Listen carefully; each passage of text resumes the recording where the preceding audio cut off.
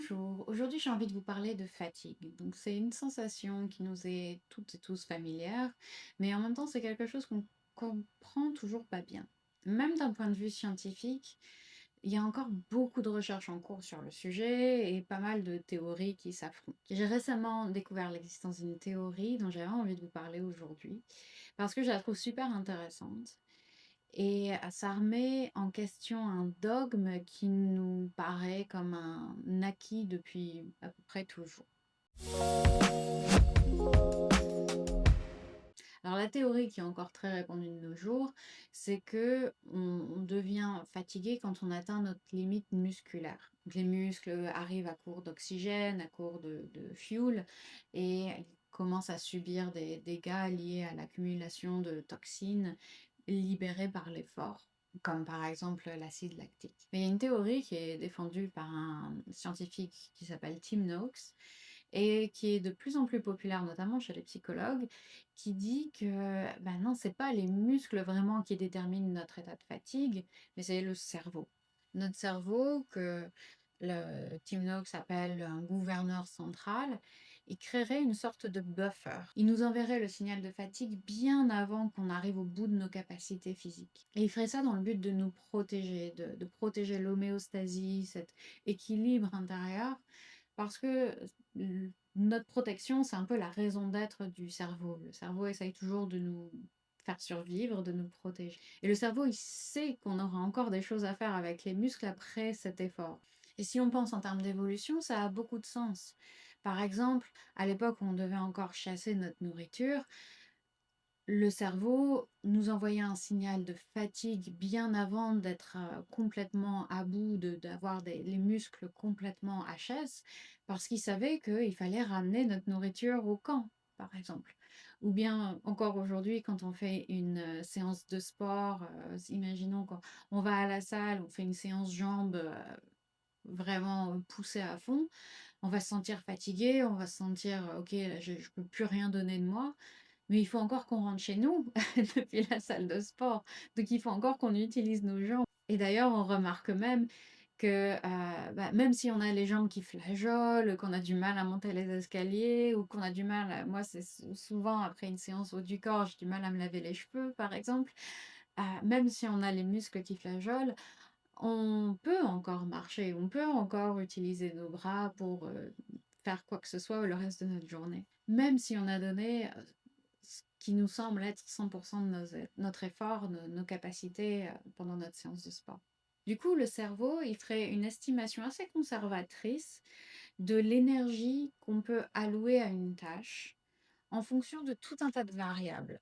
Variables, ça peut être le taux d'oxygène dans l'air, parce que par exemple, on se rend compte qu'on est beaucoup plus fatigué rapidement quand on est en altitude, parce que le taux d'oxygène de l'air est inférieur, ce qui fait que notre cerveau, détectant ça, se dit on va être fatigué, on va être HS beaucoup plus tôt, donc on envoie le signal de fatigue beaucoup plus tôt. Et ça peut être aussi notre confiance en nos capacités. Si on sait qu'on a toutes les chances de réussir une tâche, on va avoir potentiellement beaucoup plus d'énergie allouée à cette tâche-là. Si au contraire, on commence un effort physique en se disant j'y arriverai jamais, ça va être beaucoup trop dur, la fatigue va se faire ressentir beaucoup plus tôt. Ça va être aussi la durée et l'intensité de la tâche. Et c'est pour ça que le HIIT, si vous connaissez cette façon de s'entraîner, le High Intensity Interval Training. Donc le HIIT, c'est quand on fait une séance de, disons, de cardio ou un effort maximal pendant 20 secondes et après on récupère pendant 10 secondes. Et on recommence 20 secondes, puis on récupère pendant 10 secondes, etc. Quand on sait qu'on n'a que 20 secondes à tenir, on va réussir à donner beaucoup plus de nous-mêmes, à allouer beaucoup plus d'énergie, d'effort dans une tâche, parce qu'on se dit, ah, c'est que 20 secondes, je peux tenir, je peux tenir, je peux tenir. Même si c'est intense, je peux aller jusqu'au bout. Et du coup, c'est une technique qui va être assez efficace pour augmenter notre tolérance à l'effort, à la fatigue, et justement court-circuiter un peu ce gouverneur central, court-circuiter ce buffer que le cerveau va nous imposer et le permettre de réduire l'écart entre cette capacité qu'on a avant le buffer et puis notre potentiel réel. Je sais pas si je suis claire. Pareil, si on est en train de fuir une menace, on va fatiguer beaucoup moins rapidement que si on est juste en train de faire un jogging du dimanche. Donc il y a plein de variables comme ça qui vont changer, sur lesquelles on peut jouer pour vraiment profiter de notre full potentiel d'énergie et réduire l'arrivée de la fatigue. Et c'est en réévaluation constante, c'est-à-dire qu'on ressent par exemple souvent un boost d'énergie quand on est dans les derniers mètres d'une course.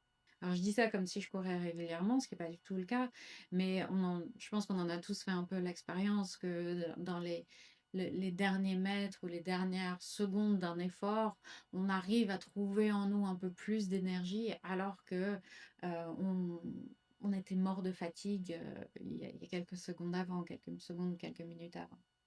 Alors, cette théorie, vraiment, je mets un disclaimer, c'est vraiment encore une théorie, elle est critiquée, etc.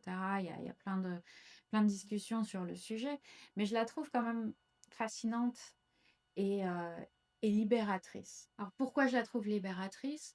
Parce que on sait que notre cerveau cherche toujours à nous protéger.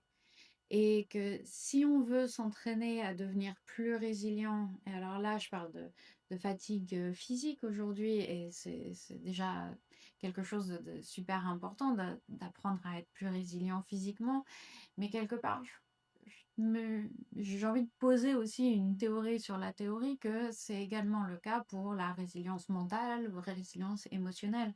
Quelque part, on sait que le cerveau cherche à nous protéger et qui nous met un buffer pour nous protéger et qui nous dit qu'on est fatigué, qui nous envoie cette, ce signal de fatigue comme une émotion finalement, alors et pas un véritable signal physiologique.